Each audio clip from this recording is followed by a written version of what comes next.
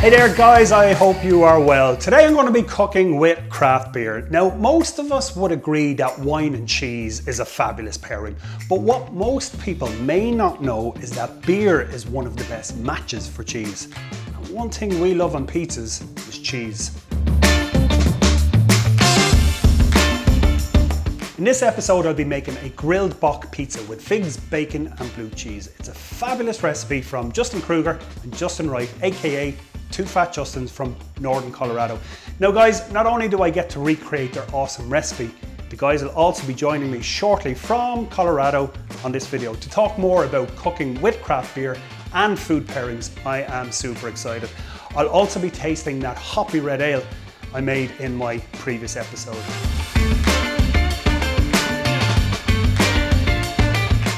So I came across the recipe for this pizza in the Living the Lager Life edition of Craft Beer and Brewing magazine. Now, if you're not already signed up, I highly recommend it, as you'll find practical advice from the best craft beer writers in the industry. Dozens of beer reviews, in-depth coverage of brewing the latest brewing trends, tips for getting the most out of your homebrew, reviews on the latest and greatest brewing equipment and products, and my favorite, proven beer recipes for every level and style of brewer, comprehensive features on beer styles, ingredients and techniques, and much more. Okay, so back to our grilled Bock pizza with figs, bacon and blue cheese. Now before I get cooking this recipe, I want to introduce you to the two guys, the creators of this recipe, Two Fat Justins.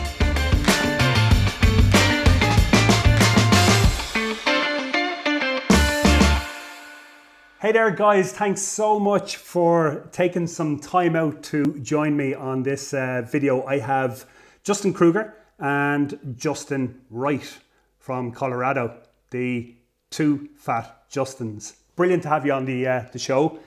I have a few questions if you don't mind, and I guess we'll jump into them straight away. Just for some of my viewers who may not know Two Fat Justins, just tell us a little bit about your backgrounds and how Two Fat Justins came about. Yeah, it's a great question. It's kind of a misnomer too, because neither of us are fat. But when we got started, we got started because I owned a craft beer store in Fort Collins, and it was like 90% craft beer, and it's pretty amazing. It was in downtown Fort Collins. It's called Craft Beer Cellar.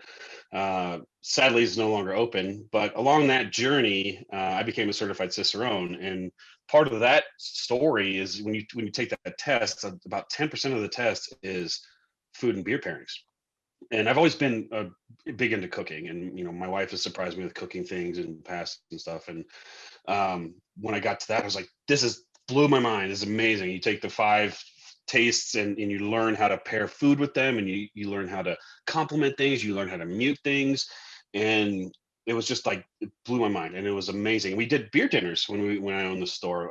Not Justin and I, but me and my other business partner. We had a couple beer dinners, and we got to brew beers and things with local breweries. It was amazing. So Chef Kruger was a customer of mine at the store, and that's how we got introduced.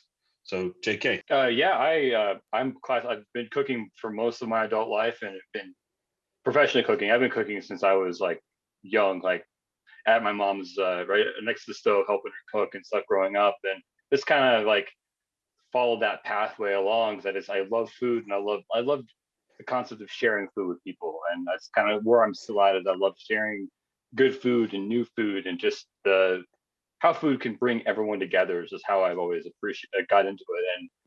And I've just kind of got into craft beer when I moved to Fort Collins several years ago, because there's just craft beer everywhere in this town, and it's really kind of fostered a really awesome community and of friends and people that I know, and just opportunities. And it got me into home brewing, which I've been able to like parlay with my culinary field, like just to make food and beer fun and different, and making my home brews really food friendly, and putting cool food stuff into my beer so that I can drink the beer and I can get these cool experiences out of them.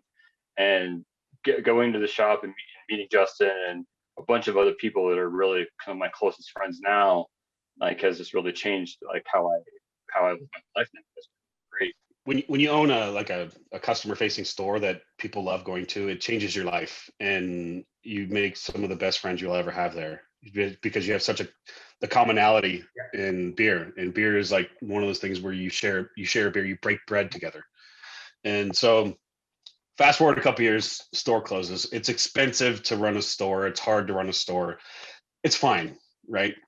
But what happened is we just became buddies. And so we gave a presentation at Big Beers and Barley Wines, which is a top 20 world festival of craft beer in Breckenridge, Colorado. And it was like a do-it-yourself, like for people that are not in the industry. It's 5 do's, 5 don'ts. We used beers that were there. So we got 5 beers from breweries that were there. We did 4 dishes. And we paired them and said, like, this is why you're doing this. This is what you shouldn't do. Like, for an example, chicken wings, hot chicken wings and IPAs, terrible combination. People love it, but it's the wrong way to go about it. And everybody blew their mind. And Julia Hertz, the world's leading expert on flavors, is sitting right there. And she's like, yep, that's exactly right. That's exactly right. And so we're sitting down and we're on stools and everybody else is kind of in front of us. And there's a bunch of people out there. And a professional photographer, I think it's Dustin Hall, the Brutography Project. He's amazing. Took a picture of us. And so we're like hunched over and our pooches are sticking out. And the picture gets published. And I just joke that, Two Fat Justins should be a sandwich name somewhere. Not even thinking about it. We weren't even incorporated. And right after the festival, the people that ran the Vail Craft Beer Classic came up to us and like, can you repeat this in June? And we'll love to have this again in June. I'm like, yeah, rad. Just give us a hotel room and pay for our food and we're good. And then a brewery that we're really good friends with came up and was like, can we do a beer dinner? And we're like, holy crap, we have something in our hands here. Like, this is amazing. And so the guys, we actually had a sandwich named after us at Tap and Handle in Fort Collins, which is a top 20 US beer bar, which is right next to Craft Beer and Brewing. Right, so they have a really good relationship. Okay. And so we had a burger. We got to design a burger called the Two Fat Justins burger on their menu for about 6 months. It was hilarious. And it's taken off since then. It's been kind of crazy. That's fantastic. That's a fantastic story. Fantastic story. Now, question, the Grilled Bock Pizza with figs, bacon, blue cheese. Can't wait to give this recipe a go myself. Why Bock beer? So we were actually, when we did the Craft Beer and Brewing, like we would get ahead of time, like this is what the issue is going to be focused on. And so we would kind of go through and be like, what are some cool beers that maybe we don't see a lot of, or maybe don't get a lot of exposure? Like, and I think it was last summer's issue. It was the lager issue. And so like, Pilsners and Helles and Kolsch and whatever, like they're really easy to find. They're everywhere. They're drinkable. Like, crush them all the time. But like Bock's a really fun, cool beer, but it doesn't get featured because it's kind of like it's dark and it's malty, and people just kind of like write it off as like, well, I'll have a celebrator in the winter because it's a great doppel, and that's it. Like, there's no the exposure that I think that cool beer should get. Like, let's have fun with beers that are kind of off the path a little bit. So this pizza recipe is actually a recipe I've had for most of my professional career. Okay. And it's actually originated as a rye. It's got rye flour. It originally has rye flour in it as well. So it's like a rye dough, which gives a little more toothsomeness and a little more chew. I pulled the rye out because not people at home probably aren't going to be pulling rye flour just for a pizza dough.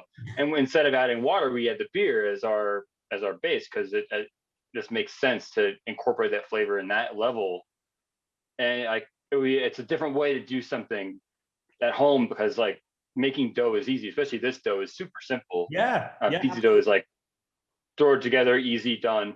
And like you do it on a weeknight. Like I'm always trying to focus, like people reading this, like, can we get something that's a recipe or a dish or an idea that they could do at home on a Wednesday night that doesn't take a ton of time, that is still like fun and creative and maybe like would, interest other members of the family to eat instead of just like, well, we're going to have the normal whatever fare that we have on these days. And that's kind of where the start goes. And then from there, I was just like, and like that I love that base of pizza with the figs and the bacon and blue cheese. Like that's just like a good comfort food.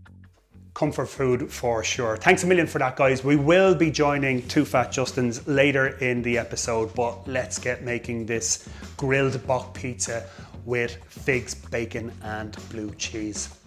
Let's have a look at the ingredients first.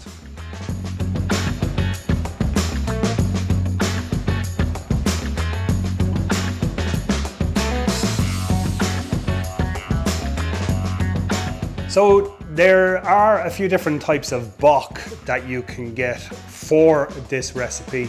I'm using Doppelbock. It's probably the strongest of the bocks. Why am I using Doppelbock? Shut the hell up, that's why.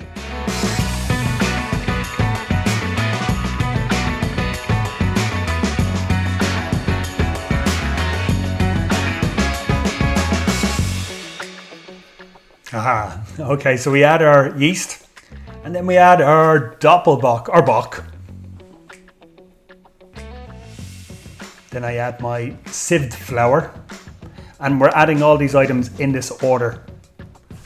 Add in my salt. Then I'm adding 2 tablespoons of olive oil. And I'll sit this into my stand mixer with dough hook.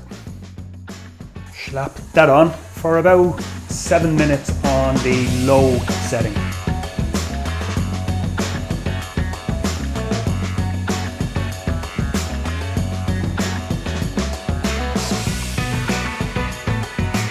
And that's my dough done. Slap that off. And just take my dough off the dough hook. Come on. Then put that away somewhere warm, covered up to double in size.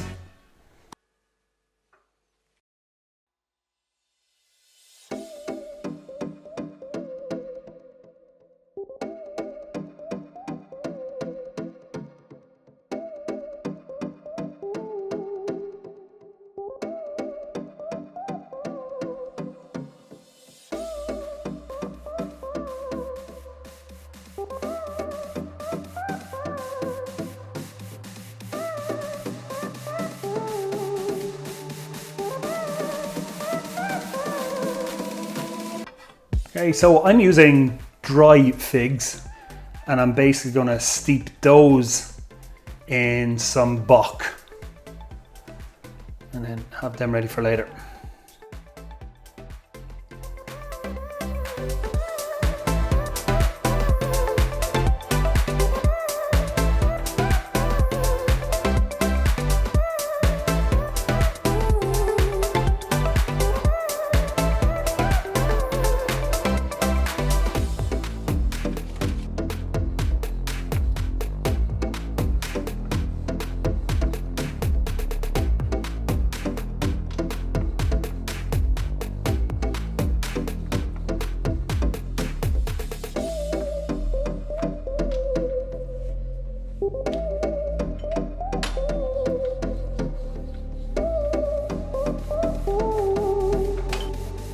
So then I brush olive oil onto one side.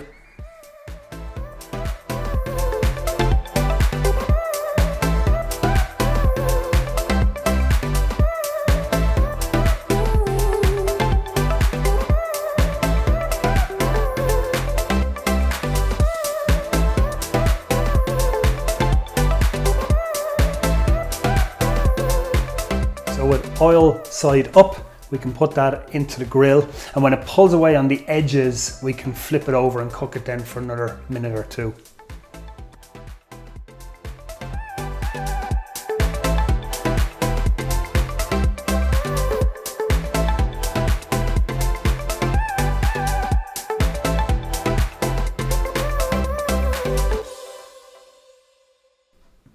So I want to take my grilled pizza base and I'm going to brush some more olive oil onto the top of that before I add my toppings. Remember guys, I am not a chef or a cook. I'm just an amateur homebrewer who enjoys cooking with beer. This is the final episode of Cooking with Beer, guys.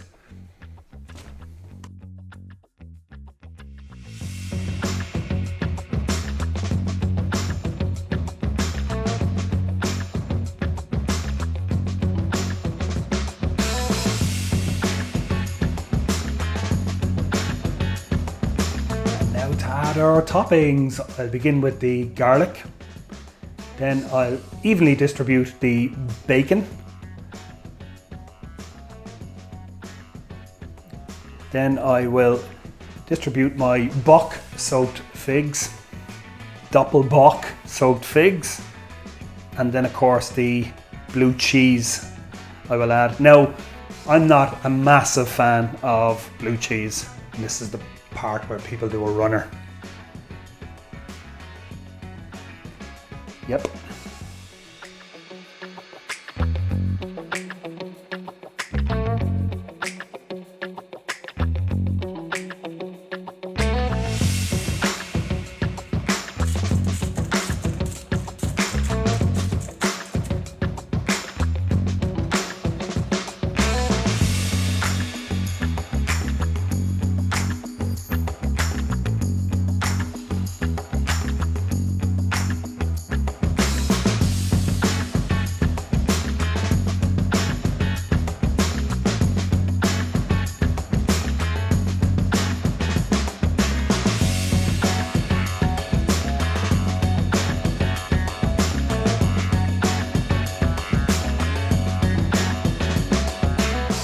Of course, now guys, for a taste test, I'm not going to talk with my mouth full. I'm just going to bite into this and I'll signal.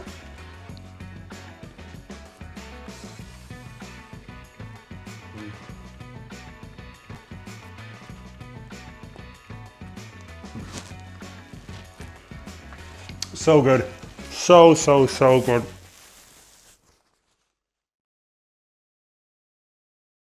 Now, question.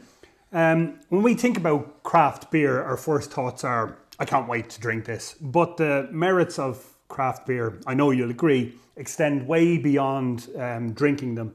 What's the first dish you cooked that includes craft beer, and what's your favorite dish using craft beer?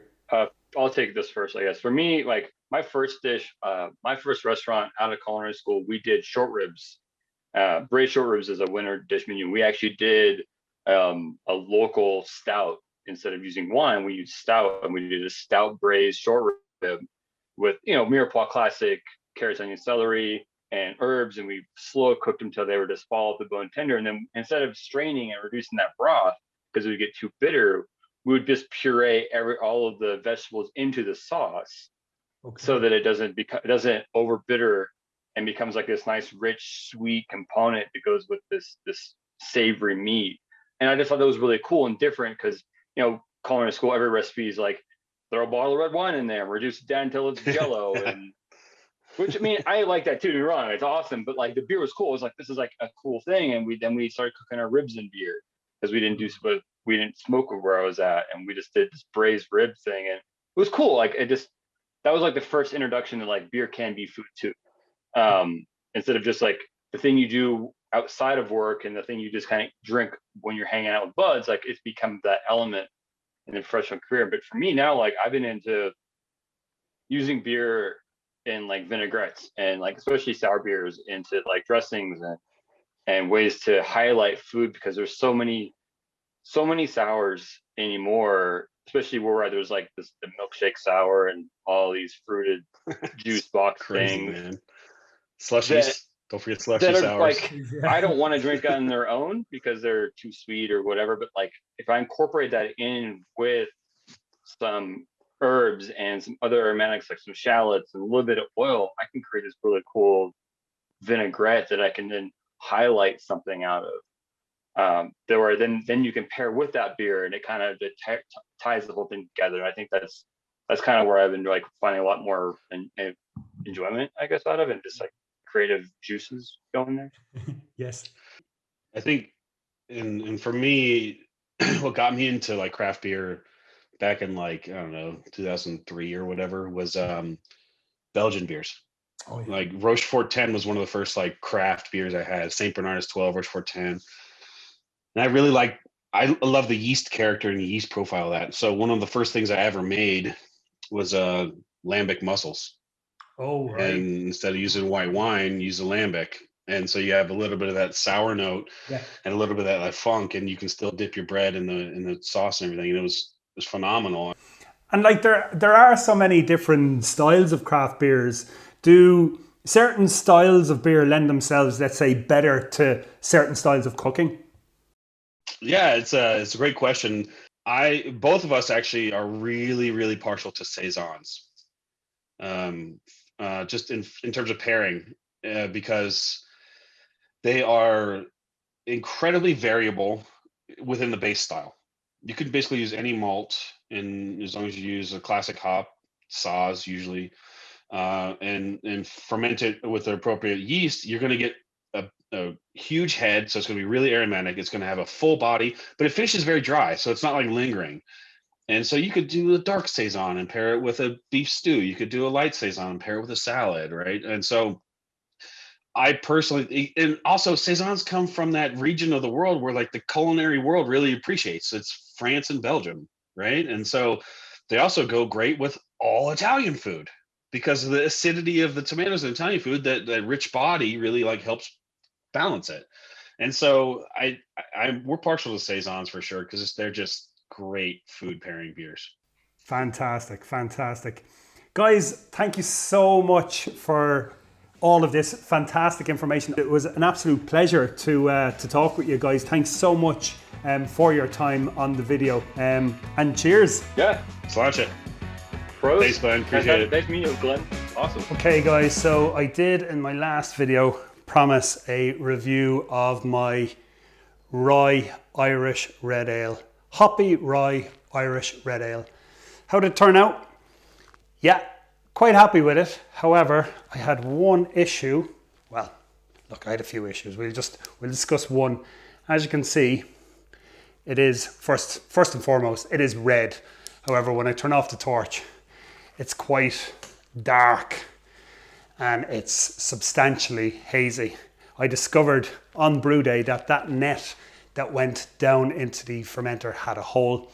I normally like to capture or catch a lot of the protein going down into the fermenter, and unfortunately, because it had a hole, unbeknownst to myself, a lot of that came in. Now you'd imagine, okay, well, if you're cold crashing, that's going to fall out.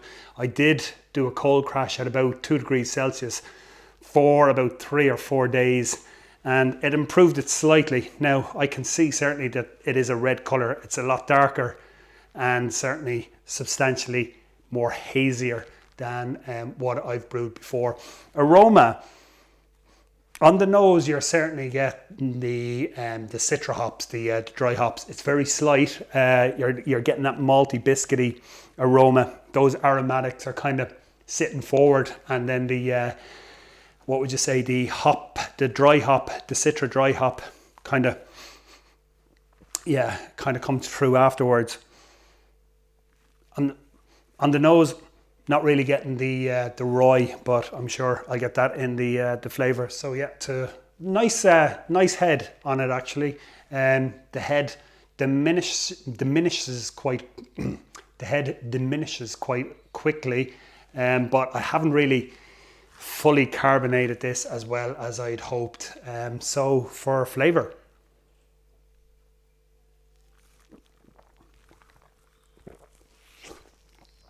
first and foremost, delicious Irish red. Certainly getting the rye now. It is a malt forward ale, and I'm definitely getting the caramel and that kind of biscuit malt on the palate. And it's a lovely style of beer for this time of year. I do love an Irish red ale. And overall, I'm happy with it. I'm not overly happy with it because the colour appearance to me and clarity is important. But you know what? I'm the only one that's going to be drinking this. So no, I'm happy enough with that beer. If you haven't seen that episode, check out that episode. And if you decide to brew this, let me know. Come back to me. Let me know how you get on. Let me know about your appearance, your aroma. Let me know about your flavour and overall impression. And hopefully you do a better job than this with regards to clarity and appearance.